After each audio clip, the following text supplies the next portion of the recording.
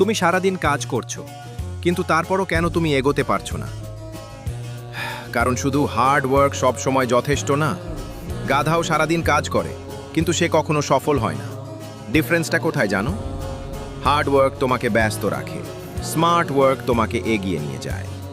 তুমি যদি 10 ঘন্টা কাজ করো আর কেউ 2 ঘন্টায় একই ফল পায়, তাহলে সে বেশি কাজ করছে না, সে বেশি বুদ্ধি দিয়ে কাজ করছে। স্মার্ট ওয়ার্ক মানে শর্টকাট না, স্মার্ট ওয়ার্ক মানে right way, right skill, right time, right decision. তুমি কি এখনো একই ভুল বারবার করছো, নাকি শিখে নিজেকে আপগ্রেড করছো? মনে রাখো, hard work plus smart work is equalled unstoppable success. শুধু খাটলে হবে না, সঠিকভাবে খাটতে হবে। আজ থেকে শুধু কাজ না, বুদ্ধি দিয়ে কাজ শুরু করো।